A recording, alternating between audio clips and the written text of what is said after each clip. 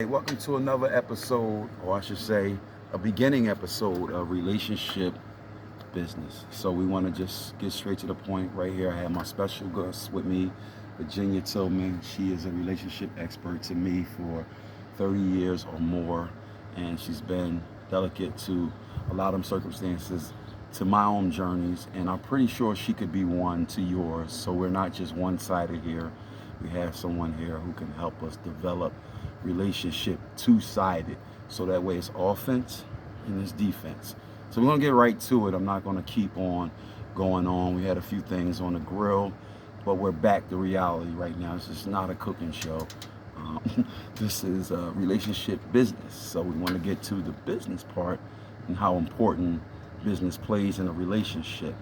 Can you elaborate with the guests briefly how important, cameraman, can you turn to my guest please, how important relationship business is as far as the business part of it, how important it is to be equally yoked? The business part basically really is the commitment part. Right. If you're going to be in a relationship, it has to be a commitment. Along with that commitment, that's just like having a business. Absolutely. There's rules and guidelines pretty much in everything. So when you say rules and guidelines, she says rules and guidelines, and I agree with her.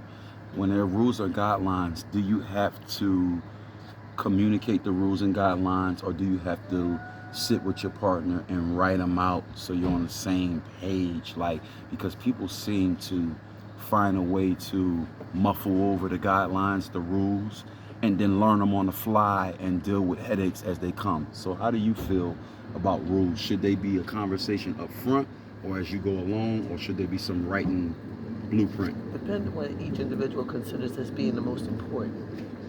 Certain things, like if you know that you're already going out with a fly guy, but that you know he's cheating on you, he's going to cheat on you, but he's being dedicated to you at this moment. Before you get into a true relationship, if that man is going to change for you, that's a rule. Wow. And that's a guideline. That's a guideline, definitely, definitely. So when you have relationships like that, that's a business too, because people take things like that for granted, but it is a business. So when you have relationships like that, and people downplay them and say, oh, that's kind of like a sugar daddy or a circumstance situation. When people get that kind of advice and you hear it as just a fly on the wall, just a person in the vicinity, how do you counteract that type of negative or opinionated advice? I'm going to say it again. I got to When people have these quotes about, oh yeah, he's fly, but he just taking care of you because he like your sugar daddy, and he running around with this one and that one, and he getting away with whatever he want to do because he paying your bills. What is if a person's like, stop it, leave me alone, and they come to you for advice, what could they get from you when they say, yes, I'm dating a fly guy, yes, he does stuff that I don't know of, but he provides for me and makes a better living for me? How do you give them advice? Somebody that's living like that might not want advice. They could be happy with where they at. Right. But they also have to be honest with where they're at too. Is it going to last forever? Right. How long is it going to last? How long do you want it to last? Right. How long do you really think it's going to last? Right. And is it just to get ahead for the moment, and is it long term? Would be my first initial intake from it, is a question I would ask a person if they came to me in their circumstances, daughter, son, nephew, or whoever. I would just counteract with how do you plan on moving forward when the expiration date comes? Because in situations like that, we know there's an expiration date, and they should be kind of prepared for it. So I would prepare them with the first thing I would say is, how do you plan on exiting from this situation? Because a lot of times it doesn't end well when someone's carrying you. That's true, but at the same time, you can't exactly say that you're going to exit unless it's forced upon you. Because again, if a woman is in that situation, that's a situation she wants to be in. That's true. That's very true. That's very true. I have to agree with you on that one. So in my next question, I come to ask you, and some of these questions are generally questions I can't ask normally, so bear with me for a minute as I read them off. Um, is it okay for a man to be emotional in front of his woman, In front of his woman, yes. even crying or expressing hurt from maybe death or just emotional distress? Of course. I would feel not a part of his life if he wouldn't express that part of him with me. Even if he doesn't, express it to everybody else. At least with me, because I'm your partner. Right. We go through everything, good and bad. I have to see the good and the ugly in you in order to be with you. Got you. That's powerful. That is a powerful statement. And is it okay for a woman to be a feminist and masculine in front of her man while he's present? When you say feminine or Like a feminist, what I mean by that is not feminine, but feminist is more so masculine, where she's manly and taking on more man duty roles while her man is present, is what I'm saying. Like, for example, honey, stay where you are. I'm taking the trash out. Or, honey, I'm doing a repair in the bathroom. I'm tired of waiting on you. But who's to say the man wouldn't want that? Because if she's doing that, obviously he wants that. He's been dealing with it already, so Right. What's the purpose of not doing it in public? You live it. If that's your life, that's your life. I love that statement. If that's your life, that's your life. Some people might object, but I love you bringing it to a helm, and that's why I got you here, and not people that who are young and immature maybe not understand this part right here, and that's why you're here. But here's the thing: you can't be judgmental over other people's relationships. That's true. That's very true. You could be on the outside looking in, and you don't know what's going on the inside. The only thing you know is what's on the outside, but it's not your business nor your place to try to figure out how somebody's supposed to do or what they're supposed to do. Right. But I love how you give them a sense of comfort with advice, whether it's the one they want to hear or not. And it's just a reality check, and sometimes we need that more than we need, it's gonna be all right, everything gonna go in your favor, everything will be good. Sometimes we need the reality. Our mothers won't give it to us, our fathers might not be here to give it to us, but then we come to people like you and you give it to us, and it's like, wow, that made a difference. So let me move forward. I spoke to you about this a few hours back, and this was on the fly, but I wanted to bring it up because I see different circumstances, and I'm not judgmental of it because I'm definitely not, mainly so probably because I'm a man and I'm not siding with anybody. I was always on my mom's side as a kid. But let me go with this question. Is it easier for a woman to forgive a man for having infidelities or cheating if he's carrying the house, the business, and every need in between, such as pedicure, manicure, shopping sprees, and things of that nature? Is it easier to make amends and forgive him for outside infidelities if he's handling his business in all these other areas? It's not necessarily as a forgiving. It's almost as if you accepted it. Right. Because if you're not going to put any part into this relationship, he has the reins. Right. He has control over everything and anything, pretty much. Because every relationship, you have to put 100 and 100 in. There's no such thing as 50-50, 20-30, nothing. Right. If you're going to be in this relationship, you have to be in it 100. And if he's the one that's pulling the load and you're following behind, then that's what you're doing. You're following behind. I love that. You're right about that. I never thought about it that way, but you're right. You're following behind. You're not walking with your partner. Exactly. So I love how you break that down. You're following behind. You have to put 100. There's no 30. There's no 20. Okay, so I'm going to move forward. That was a great answer. What are some of the ways men and women can keep interest in their relationship love life as they go on to 5 years, 10 years, 8 years, as they go into a longer term relationship? What are ways they can spice up their love life interests? I'm gonna ask you that, but then I'm gonna answer after you. Okay. I know. It really depends because on your relationship itself. Because if the two, it depends on your drive. It depends on, your curiosity. It depends on, a lot. I'll give you an Because, example and you can answer off of okay, this. So you're in a relationship and you guys are going out a lot and having a lot of fun, just doing basic things like taking walks or maybe just going bowling, basic dates, but right. dates, right? Then you go to a lot of home dates or just calming down and settling down in your relationship. But the woman becomes a little bit bored. But she addresses her man and says, I want to go out more and be a little bit more spontaneous. What are ways to counteract to that communication from your partner that just made the communication to you? She wants to do more active things. But what's counteracting? What do you mean by counteracting? I mean, what is your response to that, I should say?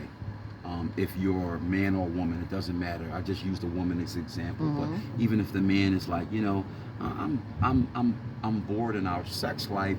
We used to have a lot more fun, but now it seems to be a lot of missionary and just whenever we do it, it's okay. But I don't expect it to be the same because it was new. But I want to spice it up a little bit. What are ways we can spice it up? And I say that, so that's two questions to ask you in one. What are ways you can spice up your sex life and your dating life while you're in the relationship long term?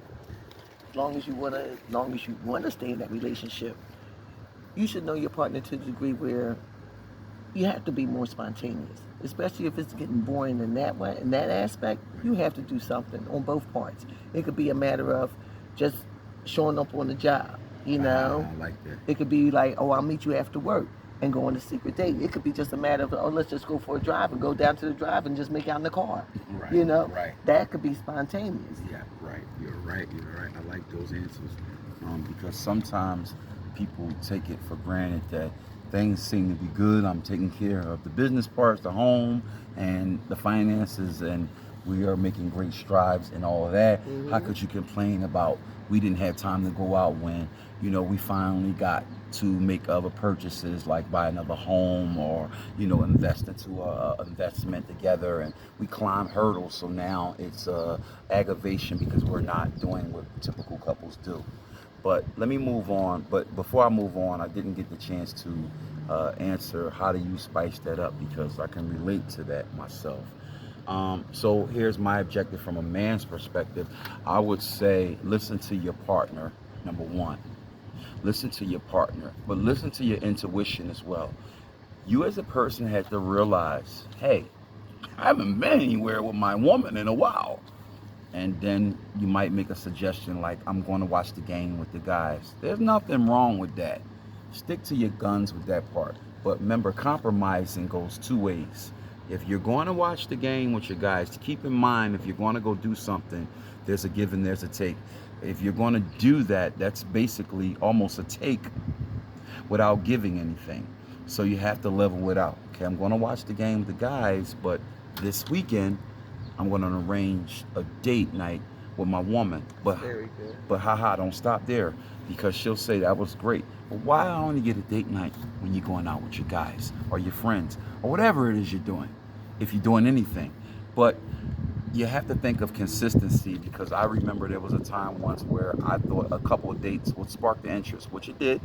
But then you get your foot on the pedal and you let it off and somehow you go in another direction. Keep in mind that you have to revisit that direction. The way that interest was sparked, it can be re-sparked. You don't have to keep it full throttle on the pedal, but you can let up, but you have to go back down on the accelerator. Keeping interest means the relationship business grows. The interest in the mind grows and the heart grows. So now it's almost like you're dating a new person when you keep dating them and taking them different places you never been, places she never been, and listen to her suggestions and things you can do. It doesn't have to be a struggle. So that's my answer to how you can spice it up. The first one was listen to your partner.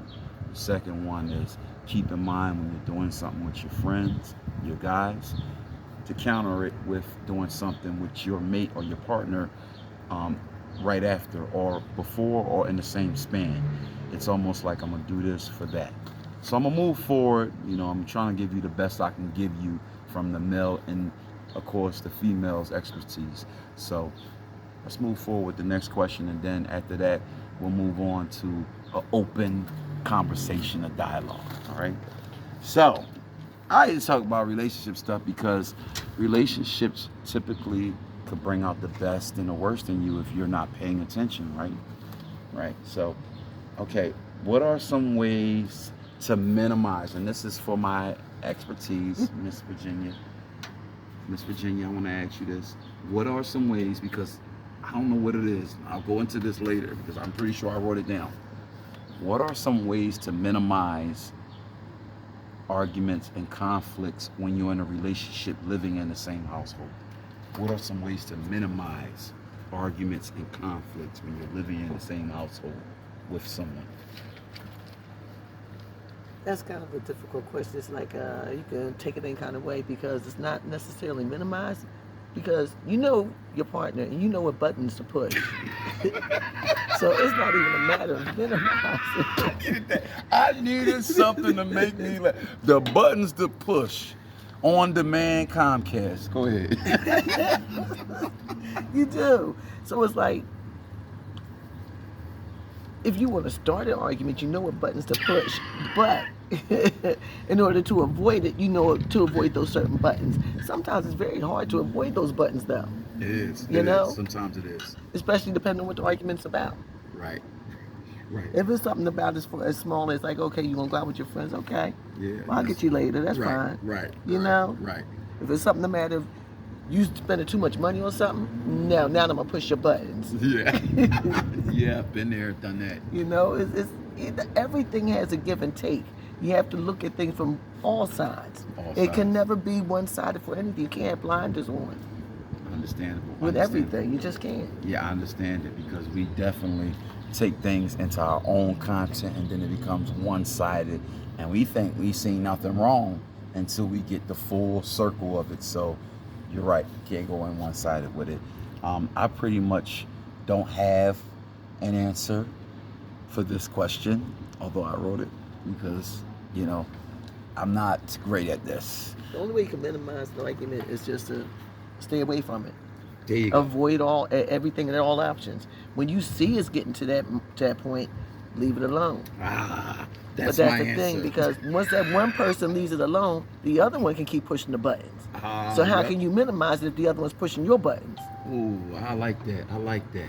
Because it seems to happen so often where you're like, I'm just letting this go. And the person sees you're backing off and then they start when they normally won't because you keep going back and forth with them. But when you don't, they keep picking and poking at you. And it's like, hey, I said chill. I'm done with the argument. I mean, then you get drained into it because of that. So, in my advice, and this is only for the men, I can't tell a woman what to do.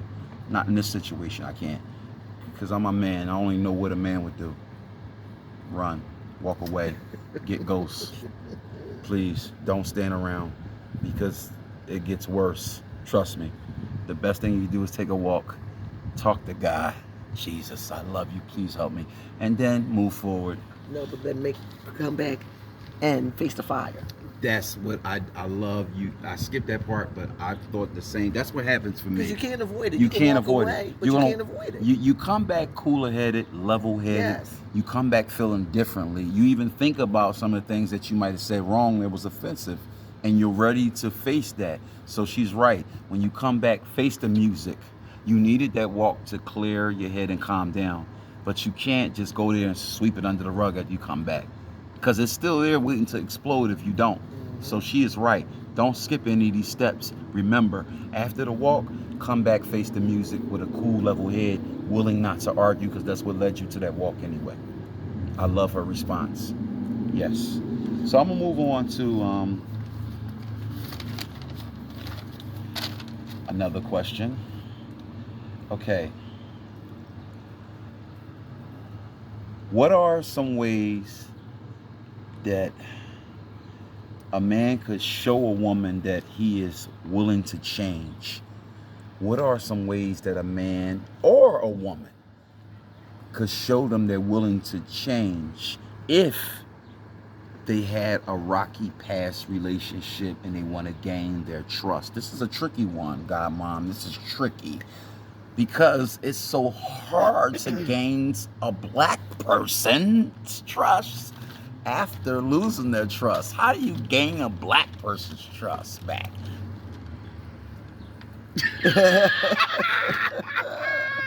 Trick question.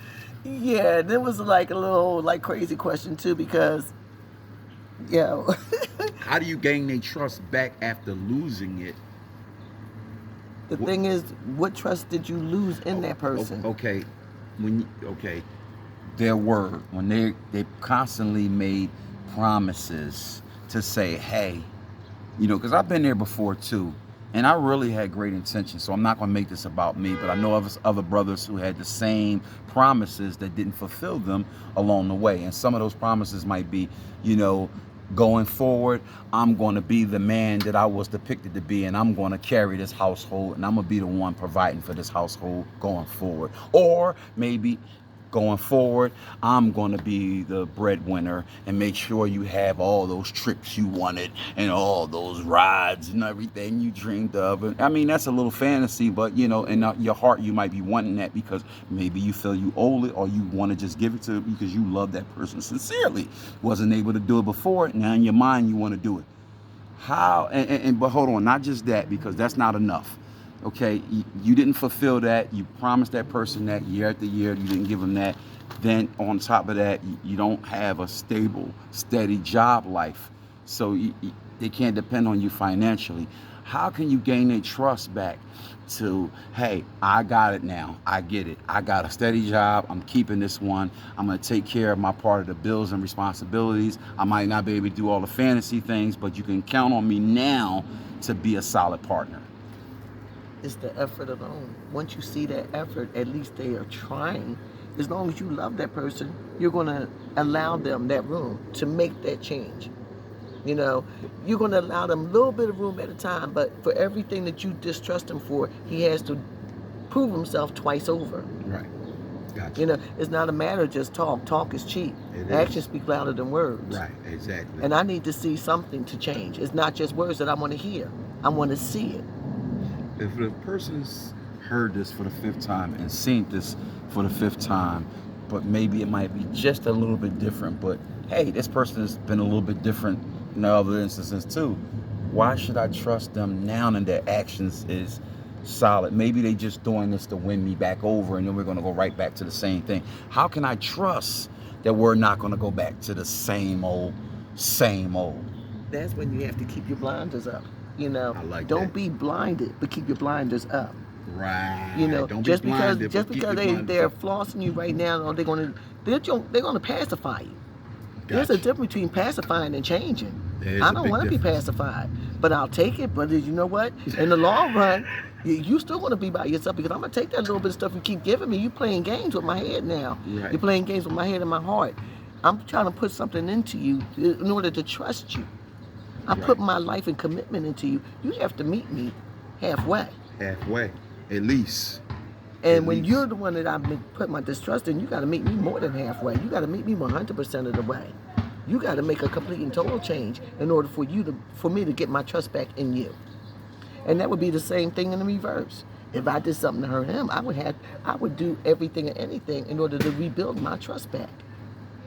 Got you. So your commitment is to prove that you're going to work hard to gain that commitment, and that you're going to be consistent to show that. Exactly, and it has to be consistent. You can't put trust back in something that's going to be half-assed. Yeah. It has to be completely consistent. It's not doing this for a couple of months or like a few days or whatever. No, you're going to have to be consistent with this. And from this point on, it can't be no more changing. That's absolutely right, because people, and especially women, get fed up when they see a routine that happens repeatedly over and over, and all we're doing is going back, scratching the surface again, and I got to figure out how to cut you off and let you go. And if that's not what you really want, then why push it to that limit? Exactly. So, yeah. So I'm going to move forward, and you answered this. She answered it so well for me and her. I don't need to babble on in the ninth inning about that one. I'm just going to move on to a more sincere topic. But first, we're going to take a commercial break. You can hit the pause